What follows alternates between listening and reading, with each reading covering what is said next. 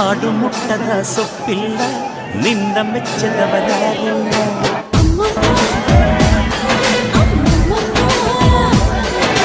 ಜೇನಿಗಿಂತ ಸಿಹಿ ಬೇರಿಲ್ಲ ನಿನ್ನ ಮುದ್ದಿಗಿಂತ ಸಿಹಿ ಬೇಕಿಲ್ಲ.